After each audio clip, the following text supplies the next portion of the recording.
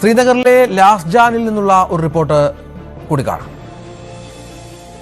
आपको बताते चलें कि इस वक्त हम श्रीनगर के लसजन इलाके में हैं, जहां पे कुछ देर पहले ही एक बहुत बड़ा धमाका हुआ था और उसके बाद पता लगा कि गुलाम मोहिद्दीन भट्ट नामी शख्स के घर पे एक शेल गिरा है और साथ ही साथ उनका कहना है कि एक सीट जो है इजेक्टेड सीट मिली है और वो पीएएफ की है। आपको ये भी बताते चले कि कल शाम से ही श्रीनगर एयरपोर्ट के आसपास करीब 3 से 4 धमाके सुनाई दिए और उसके बाद सुनने में आ रहा है कि ये ड्रोन अटैक्स थे और उनको इमीडिएटली इंटरसेप्ट कर दिया गया था। वही अगर हम बात करें तो आज सुबह 2 बहुत बड़े धमाके सुनाई दिए श्रीनगर में।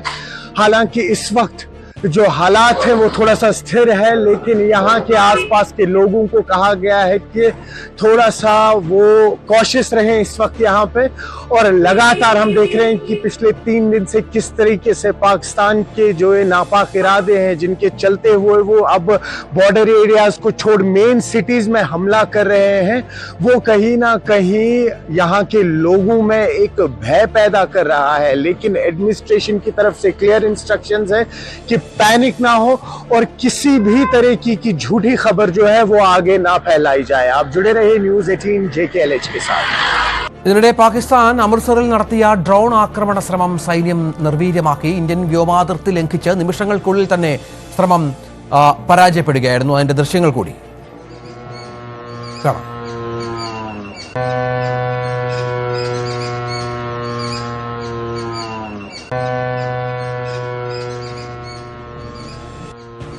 പാകിസ്ഥാൻ ആക്രമണത്തിൽ അർണിയ മേഖലയിൽ നാശം. മോർട്ടാർ ഷെല്ലുകൾ ഉപയോഗിച്ചായിരുന്നു ആക്രമണം. അതിന് ദൃശ്യങ്ങളും ഉണ്ട്. പരിഭ്രാന്തരായി ജനങ്ങൾ അല്പസമയത്തേക്ക് എന്നുള്ളതാണ് ഏറ്റവും പ്രധാനപ്പെട്ട കാര്യം. ജമ്മുവിലെ ബിഷ്ണയിൽ പാകിസ്ഥാൻ ഡ്രോൺ വെടിവെച്ചു വീഴ്ത്തി. ശ്രീനഗറിലെ ഡാൽ തടാകത്തിൽ ഉഗ്രസ്ഫോടനത്തോടെ മിസൈൽ പോലെയുള്ള വസ്തു വീണതായി പ്രദേശവാസികൾ പറയുകയായിരുന്നു. ഇവിടെ നിന്നും ഷെല്ലും കണ്ടെത്തിയിട്ടുണ്ട്. മറ്റൊന്ന്, പാകിസ്ഥാനിലെ സർഗോഡ വ്യോമത്താവളത്തിൽ ഇന്ത്യയുടെ പ്രത്യാക്രമണമുണ്ടായി. ഡ്രോണുകളും മിസൈലുകളും ഉപയോഗിച്ചുള്ള ഇന്ത്യയുടെ തിരിച്ചടി തടയാൻ പാകിസ്ഥാനായില്ല എന്നുള്ളതാണ് ഏറ്റവും പ്രധാനപ്പെട്ട കാര്യം. ഇവിടെ നിന്ന് തീയടക്കം പുക ചുരുളുകളടക്കം ഉയരുന്ന ദൃശ്യങ്ങളും നേരത്തെ ഉണ്ടായിരുന്നു എന്നുള്ളതാണ്.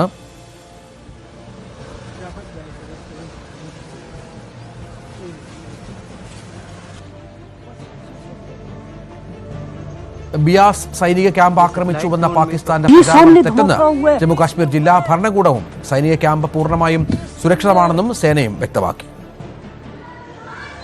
एयरबेस के अंदर धमाका हुआ, ये देखो। കാർഗിലിലെ ദ്രാസ് മേഖലയിൽ പാകിസ്ഥാന്റെ വ്യോമാക്രമണം ഇന്ത്യൻ സേന പ്രതിരോധ നടപടി സ്വീകരിച്ചു എന്നുള്ളതും പ്രധാനപ്പെട്ടതാണ്. കാരണം ഇന്ത്യൻ സേനയുടെ പ്രതിരോധം എല്ലാ മേഖലകളിലുമുണ്ട്. അത്തരത്തിൽ ഇവിടെയും സംഭവിച്ചു എന്നുള്ളത് പ്രധാനപ്പെട്ടതാണ്.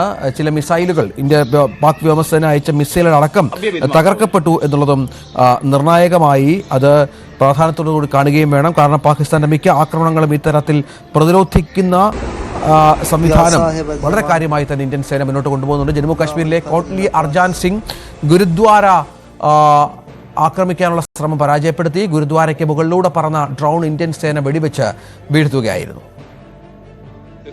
ഗുജറാത്തിൽ 6 ഡ്രോണുകൾ സൈന്യം വെടിവെച്ചിട്ടു. ഭുജിൽ 2ഉം നാലിയിൽ 4ഉം പാക് ഡ്രോണുകളാണ് വ്യോമസേന തകർത്തത്.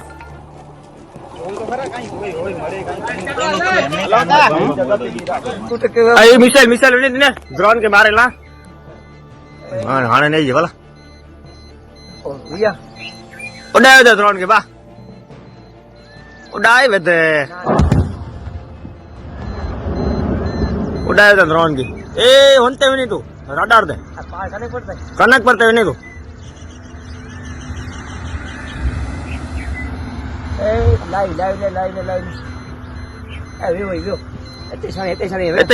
बाजू में कंपनी में സിയാൽകോട്ടിൽ ഭീകരരുടെ ലോഞ്ച് പാഡ് ഇന്ത്യൻ സൈന്യം തകർത്തു. സിയാൽകോട്ട് ലൂണിയിലെ ലോഞ്ച് പാഡുകളാണ് BSF തകർത്തത്. ഇന്ത്യയിലെ അഖനൂർ ജില്ലയോട് ചേർന്നുള്ള പാകിസ്ഥാൻ ജില്ലയാണ് സിയാൽകോട്ട്. ജമ്മുവിലെ BSF പോസ്റ്റുകൾക്ക് നേരെ പാകിസ്ഥാന്റെ ആക്രമണ ശ്രമം. അന്താരാഷ്ട്ര അതിർത്തിയിലെ പാകിസ്ഥാൻ റേഞ്ചേഴ്സിന്റെ പോസ്റ്റുകൾക്ക് നേരെ BSF ശക്തമായി തിരിച്ചടിച്ചു.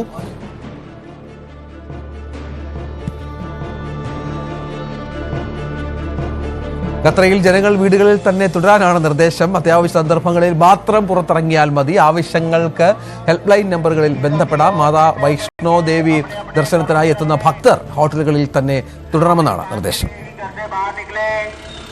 और रात में ब्लैक आउट का पूरा पालन करें। जय माता दी, जय माता दी।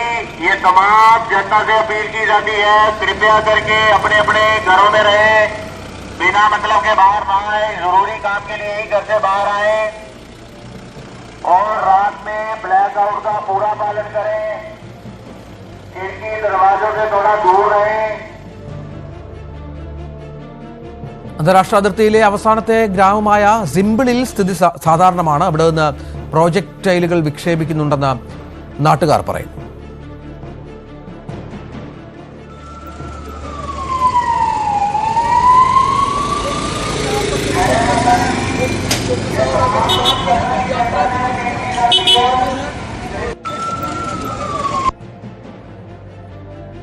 ജയ്സാൽമീറിലെ മംഗലിയ കി ധനിക്ക് സമീപം ബോംബ് പോലെയുള്ള വസ്തു കണ്ടെത്തി. മിസൈലോ ഡ്രോണോ ആകാമെന്നാണ് സംശയം. ഉഗ്ര ശബ്ദത്തോടെയാണ് നിലത്ത് വീണതെന്നും പ്രദേശവാസികൾ പറയുന്നു.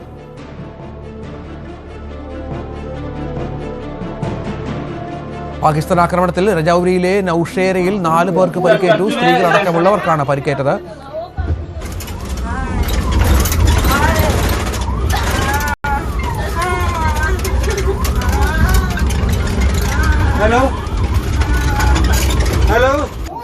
ആർഎസ്പുരയിലെയും അർണിയ സെക്ടറിലെയും ജനവാസ മേഖലകളിൽ പാകിസ്ഥാൻ ഷെല്ലാക്രമണം നടത്തി. ഇന്ത്യൻ സൈന്യം തിരിച്ചടിച്ചു.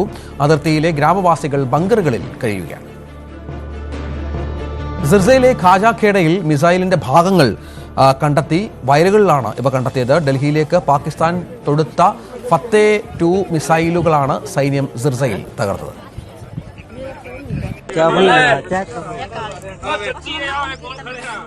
ഇന്ത്യയുടെ അതിർത്തി പ്രദേശങ്ങളിൽ പാകിസ്ഥാന്റെ പ്രകോപനം തുടരുകയാണ്. ഇന്ത്യ ശക്തമായി തിരിച്ചടിക്കുന്നുണ്ട്. ഇതിനിടെ ചർച്ചകൾക്ക് സന്നദ്ധമായി ചില പാകിസ്ഥാൻ മേധാവികൾ ഇന്ത്യയെ സമീപിച്ചു എന്ന വിവരം കൂടി പുറത്തുവരുന്നുണ്ട്. ലോകരാജ്യങ്ങളുടെ ഇടപെടലുണ്ട്. കൃത്യമായി തന്നെ ഇന്ത്യ എങ്ങനെയാണ് പ്രതിരോധിച്ചത്, എങ്ങനെയാണ് പാകിസ്ഥാനെ ആക്രമിച്ചത് എന്നുള്ളത് അല്പം മുമ്പ് വാർത്താ സമ്മേളനത്തിലൂടെ വ്യക്തമാക്കുകയും ചെയ്തു. ഇനിയും ഒരുപാട് വിവരങ്ങൾ നൽകാനുണ്ട്. വാർത്താ ബുള്ളറ്റിൻ തുടരുകയാണ്. മഞ്ജുഷ് ഗോപാൽ ചേരും.